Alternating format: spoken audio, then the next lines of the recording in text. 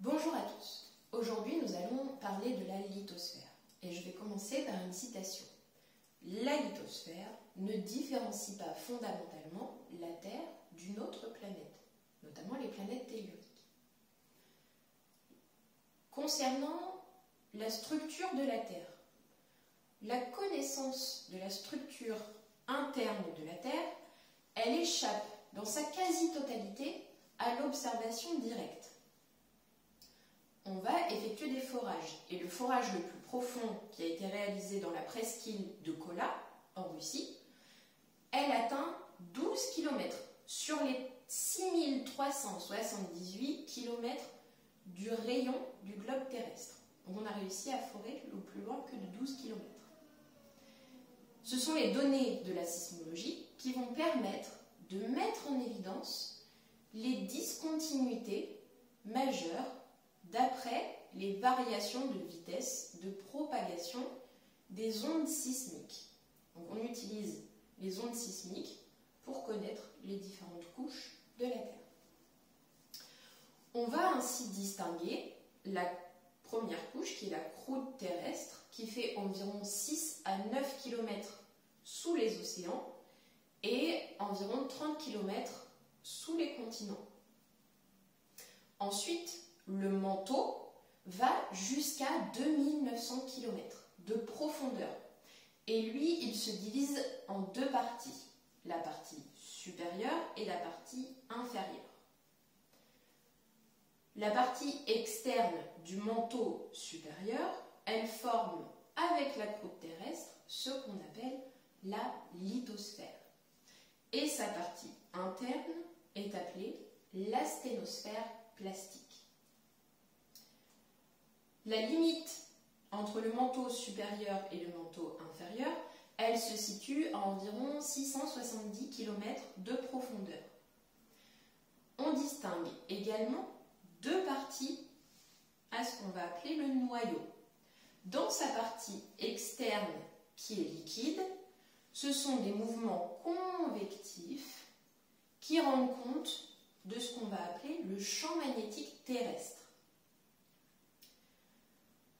À 5150 km, le fer qui compose le noyau cristallise et il donne ce qu'on appelle la graine.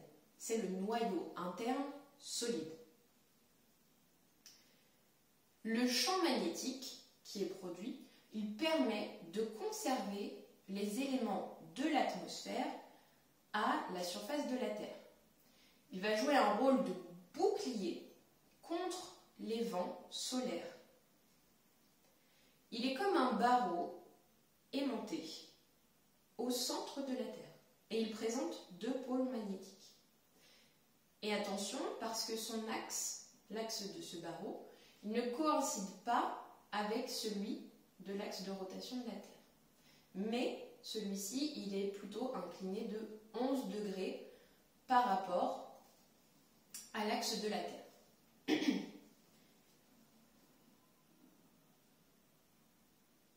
Les pôles magnétiques ne sont donc pas superposés aux pôles géographiques. Je vais maintenant évoquer la tectonique des plaques. La croûte terrestre, elle est distinguée par sa partie immergée, la croûte océanique, et par sa partie émergée, la croûte continentale. L'ensemble de cette croûte terrestre, elle est découpée en plaques rigides qui sont mobiles. Au début du XXe siècle, Wegener, dans les années 1915, développe un modèle mobiliste. C'est ce qu'il va appeler la dérive des continents. Parce qu'il remarque que, entre continents, on a un raccordement de boucliers d'anciennes chaînes de montagnes, mais également un raccordement concernant les fossiles. Et d'un continent à l'autre, on va trouver des preuves du déplacement des différents continents. Mais le mécanisme qu'il a développé va être contesté. Les roches et les forces qui sont à l'œuvre ne montrent pas un déplacement des continents sur les fonds océaniques. Ça ne correspond pas vraiment. dans les années 50, le développement de l'océanologie va faire émerger le modèle de la tectonique des plaques. Dans les années 50, le développement de l'océanologie fait émerger le modèle de la tectonique des plaques qui aujourd'hui, lui, est démontré et mesuré. Tout d'abord, ils vont rendre compte que l'âge de la croûte océanique, la plus ancienne qui a été échantillonnée, est d'environ 200 millions d'années. Et c'est bien plus jeune que ce qui est observé sur les parties de croûte terrestre, qui, elles, les plus anciennes, sont estimées à 4,03 milliards d'années. La partie la plus récente, elle se situe au niveau de ce qu'on appelle les dorsales. Et plus on s'en éloigne, et plus l'âge augmente, et ce, de manière symétrique, de part et d'autre des dorsales. Les parties les plus âgées se trouvent donc les plus éloignées des dorsales et des bandes parallèles à la dorsale et appartenant aux mêmes périodes géologiques se dessinent de manière symétrique, de part et d'autre, donc des dorsales. On peut également observer ce phénomène en mesurant les effets du champ magnétique.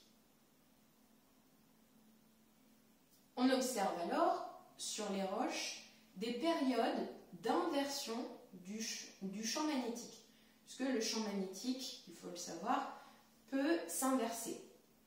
Et donc quand on observe ces bandes parallèles, on remarque qu'il y a les mêmes inversions de manière parallèle à l'axe des dorsales.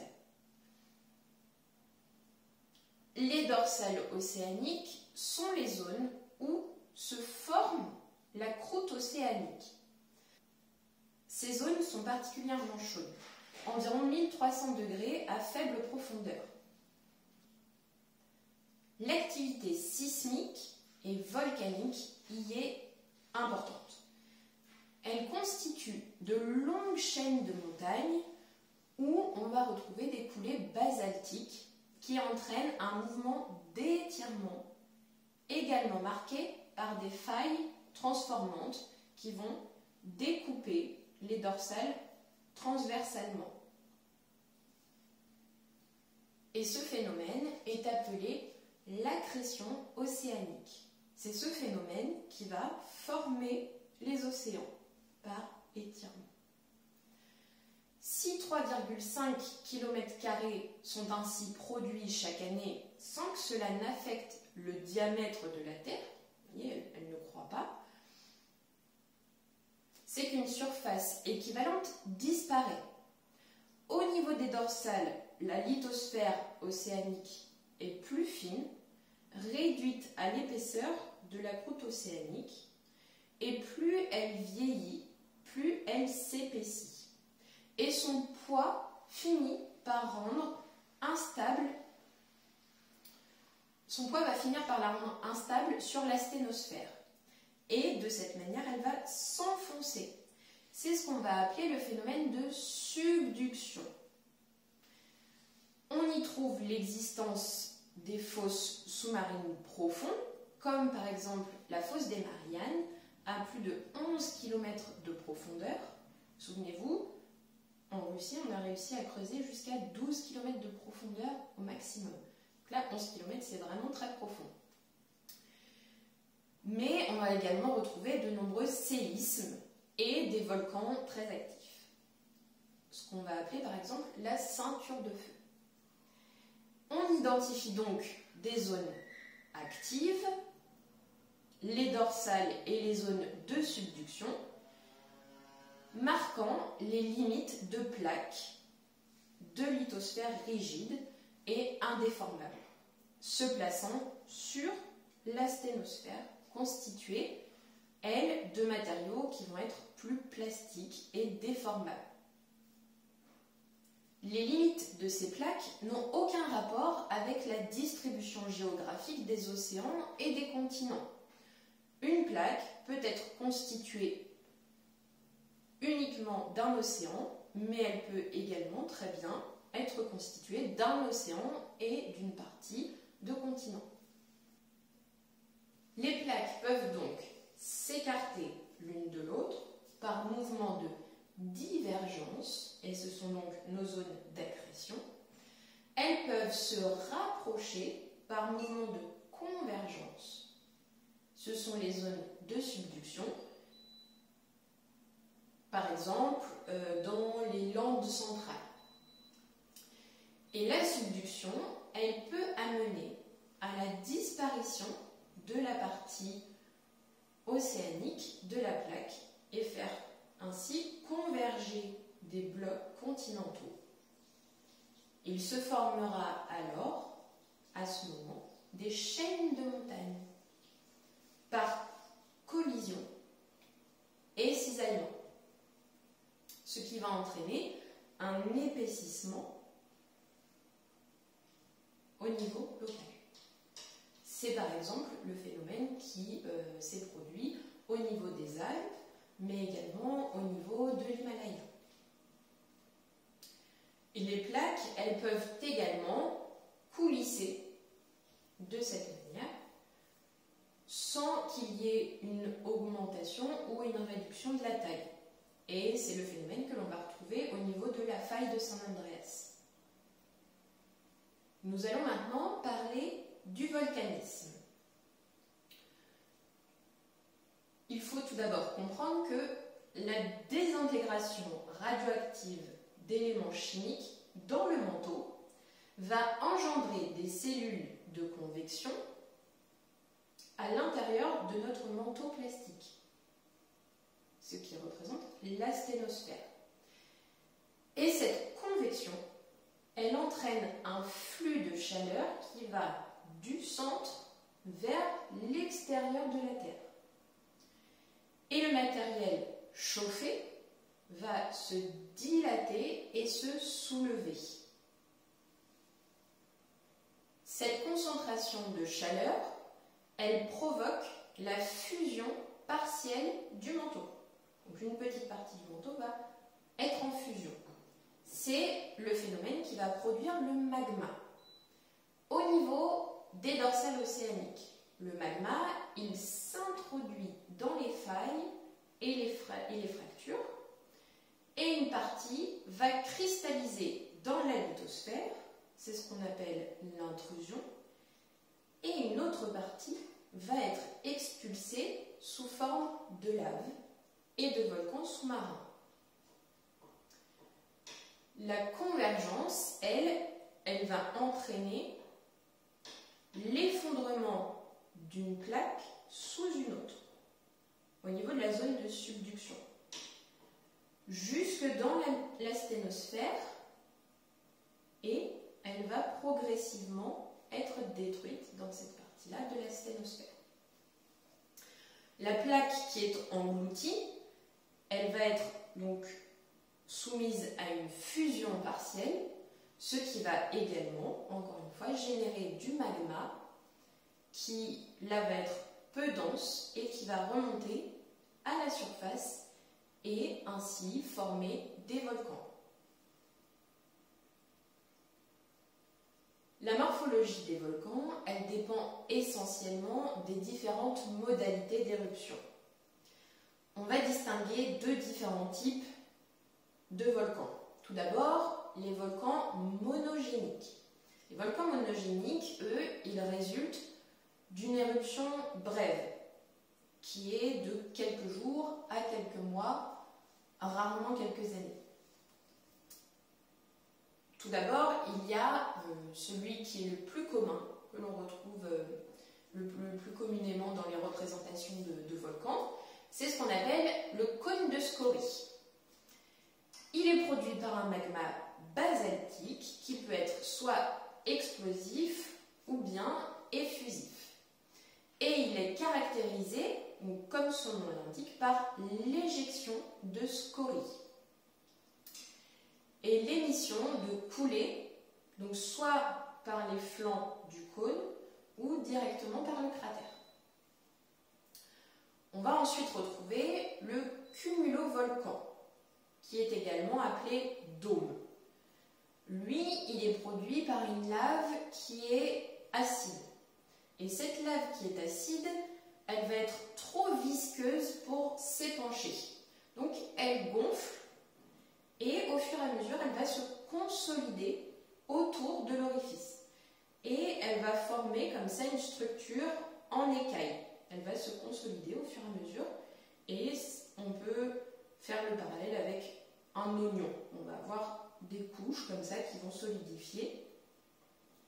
C'est pareil que ce qu'on va retrouver sur la structure d'un oignon.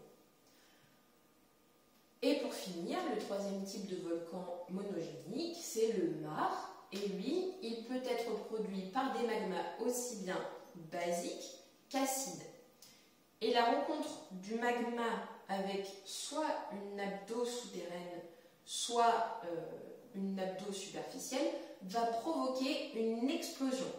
Et ce type de volcan, lui, va plus avoir l'aspect d'une grande cavité ouverte. Les volcans polygéniques, eux, sont le deuxième type de volcan. Et ils résultent d'une association de différentes éruptions qui vont s'étendre sur des centaines de milliers, voire plusieurs millions d'années. Et les temps de repos entre éruptions vont être marqués par des creusements. On va retrouver ce qu'on appelle les volcans boucliers. Eux, ils sont produits par l'empilement de coulées de lave fluide. Donc je vais avoir une première éruption qui va provoquer des écoulements de lave, et puis quelques milliers d'années après, je vais encore avoir une éruption qui va encore provoquer des coulées de lave, et ainsi de suite. On va avoir la formation du volcan. Et la lave, elle s'étale loin autour du cratère. Et c'est pour cela qu'elle va former des pentes qui sont plutôt faibles. Ensuite, on retrouve les stratovolcans. Eux, ils sont produits par l'alternance de coulées de lave et de couches pyroclastiques. Les couches pyroclastiques, ce sont des fragments de roches magmatiques qui sont solidifiés à un moment de l'éruption. Donc, j'ai des éruptions de lave et ça se solidifie et ça fait comme des gros cailloux qui vont venir se déposer. Et ces volcans-là sont marqués par une succession d'éruptions explosives et d'éruptions effusives qui vont former de nombreuses couches et ils vont également se former avec des pentes beaucoup plus fortes. Certains édifices volcaniques peuvent d'un seul coup perdre une énorme quantité de magma, ce qui va les faire s'effondrer. Donc soit sur un pan latéral qui pourrait très bien glisser, ou bien le sommet peut être décapité par une explosion exceptionnellement violente. Il va alors se former ce qu'on appelle une caldeira en espagnol ou caldera en portugais. C'est en fait une large dépression de forme circulaire et le fond y est plat et les bords vont être plus raides. Les volcans vont donc donner naissance aux roches magmatiques. Le magma qui est issu des volcans, il se refroidit et c'est ce qui va former des cristaux de minéraux silicatés. Et donc ce qu'on appelle les roches magmatiques. Les roches magmatiques, elles sont composées de différents cristaux et c'est ce qui va former donc notre roche. Et les roches magmatiques, elles ont la particularité d'être composées en grande partie de minéraux composés de silice, liés à des oxydes métalliques. C'est ce qu'on va appeler les silicates. L'agencement des minéraux va modifier la dureté de la roche. Le quartz, par exemple, va être le minéral le plus répandu.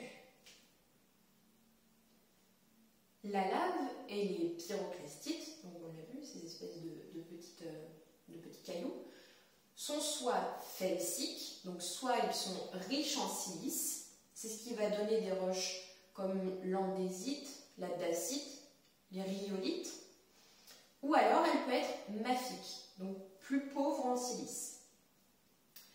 Et les laves riches en silice, elles sont très visqueuses. Elles se refroidissent et durcissent avant d'avoir pu se répandre loin.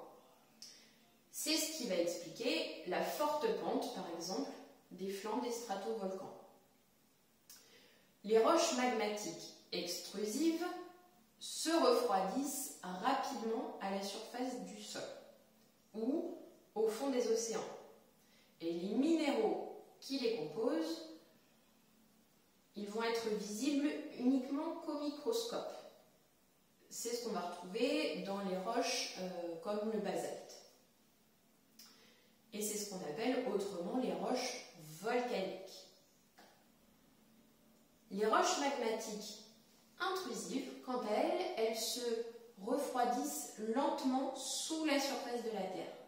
Et cela va permettre de développer des cristaux de minéraux qui, eux, vont être visibles à l'œil nu. C'est ce que l'on va retrouver, par exemple, dans des roches telles que le granit. Et ces roches sont autrement appelées roches plutoniques. Les formes de relief primitives, elles s'établissent pendant la période d'activité, donc pendant les mouvements tectoniques et tout ce qui va être du volcanisme. Et les formes structurales dérivées vont quant à elles être sculptées par ce qu'on appelle l'érosion. Donc on va y revenir, on va voir ce que c'est que cette érosion et comment ça fonctionne. Et c'est pour cela qu'on va basculer sur la sédimentation. Alors, on va voir les différentes étapes de formation des roches sédimentaires. Donc pour commencer, il nous faut décrire ce que c'est que l'érosion. Alors, l'érosion, c'est la désagrégation d'une roche qui est préexistante. Et on va distinguer tout d'abord deux types de roches. Celles qui sont naturellement meubles et qui vont libérer plus facilement des débris, comme par exemple les sables ou les pyroclastites. Les pyroclastites, vous voyez, c'est déjà en fait un élément qui est mobilisable. Et celles qui vont être mécaniquement dures. C'est ce qu'on appelle les roches cohérentes. Et ces roches cohérentes, eh bien, elles libèrent beaucoup plus difficilement des débris. Il va falloir faire appel à ce qu'on appelle la météorisation. Et cette météorisation, c'est l'action qui va permettre de transformer les roches cohérentes et ainsi les rendre en produits mobilisables. Cette météorisation, elle peut être de différents ordres. Elle peut être physique, elle peut être chimique et elle peut également être biologique. Les produits de la météorisation se caractérisent par la granulométrie.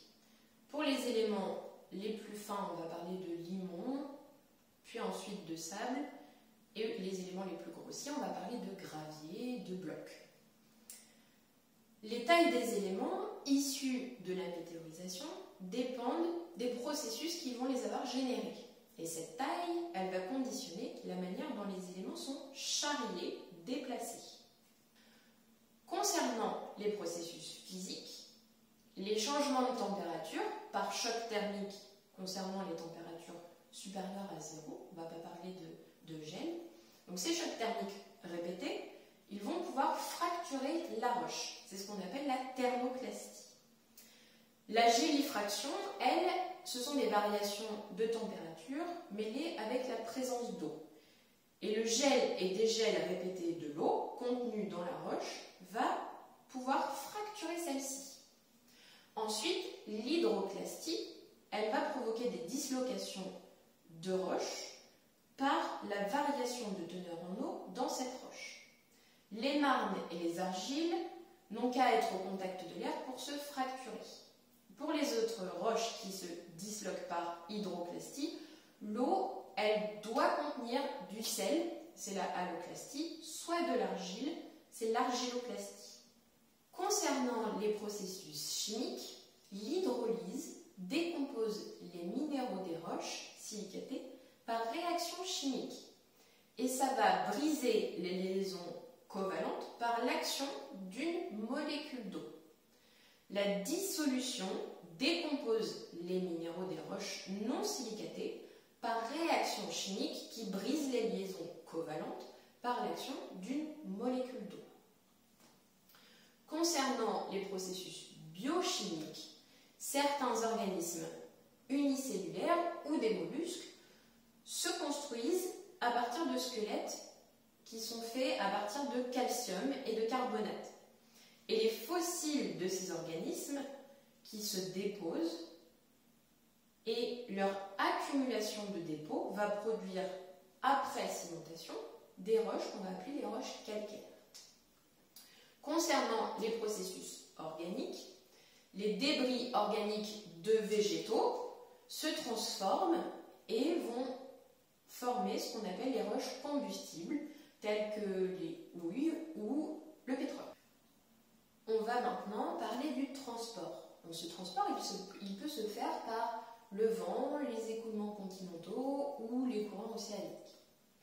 Par exemple, les rivières, les océans, le vent, les eaux de pluie, tous ces éléments, ils ont la capacité de transporter nos débris. Donc, nos débris, ce sont les fragments de roches et de minéraux. Nos fragments de roches et de minéraux qui ont été issus de la désagrégation des roches par notre phénomène d'érosion. Et lorsque l'énergie de transport n'est plus assez forte, eh bien, les particules, toutes ces particules, elles vont se déposer. C'est ce qu'on appelle le processus de sédimentation. Parmi les différents agents qui entrent dans le fonctionnement des processus de transport, on va retrouver tout d'abord le plus important, le plus fondamental, la gravité. Puisque la gravité va attirer vers le bas tous les éléments qui sont transportables. Et ça va déclencher par exemple des éboulis, des éboulements, des avalanches. Également, une forte concentration en eau peut entraîner des mouvements. Donc soit ces mouvements vont être lents si les pentes sont faibles, et c'est ce qu'on va appeler la solifluxion, ou alors ces mouvements vont pouvoir se faire de manière beaucoup plus brutale lorsque les pentes notamment sont plus raides. Et on va alors parler de glissement de terrain.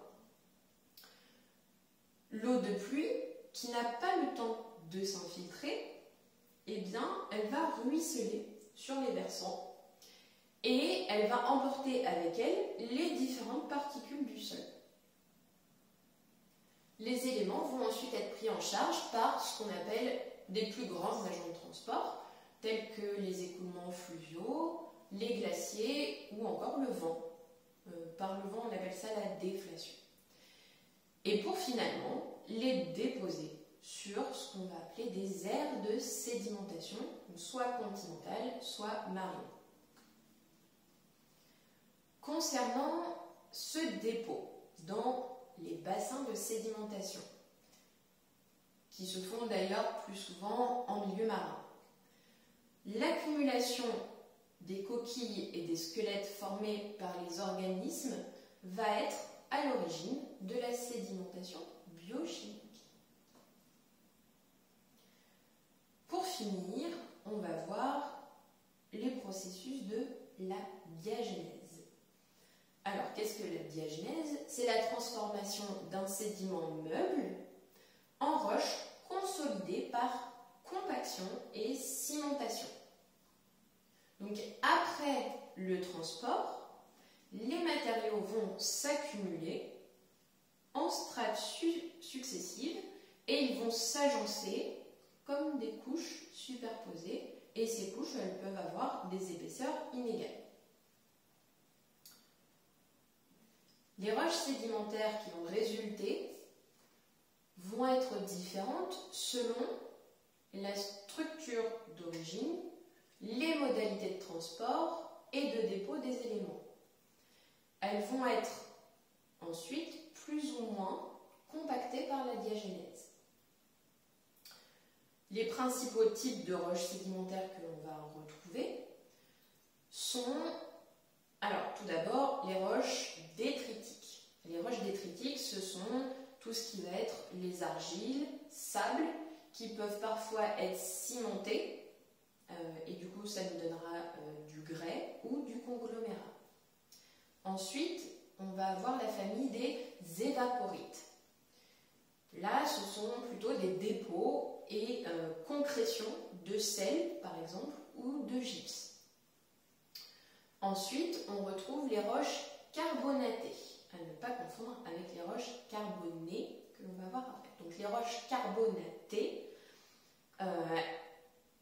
ce sont tous ce qui vont être des calcaires qui sont plus ou moins massifs.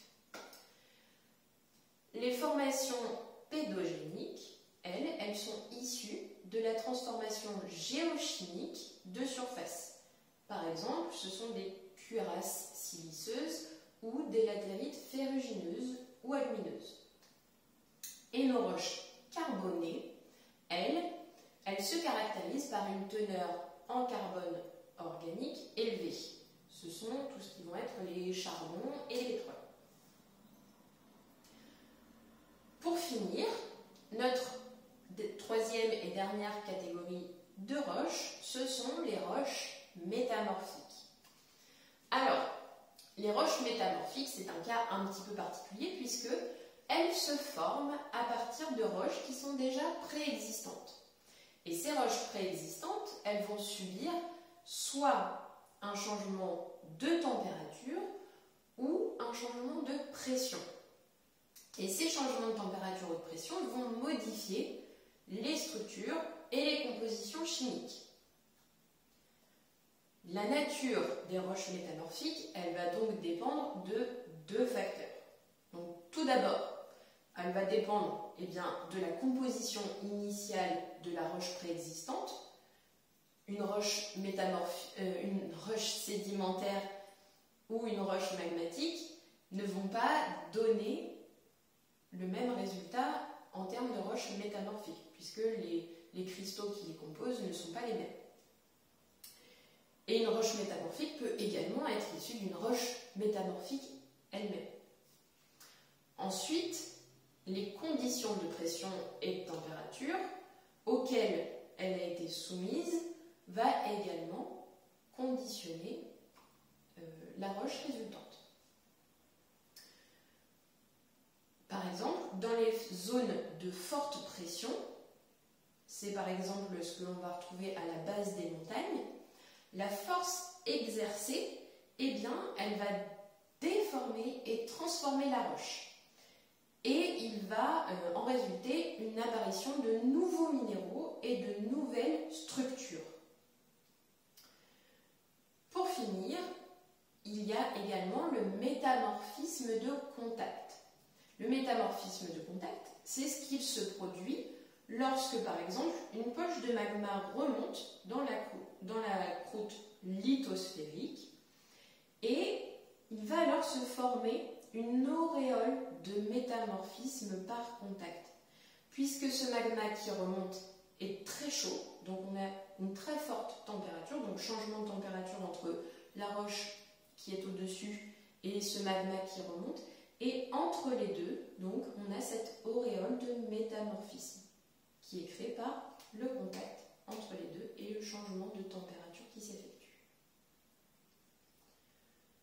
Voilà pour les explications concernant la lithosphère.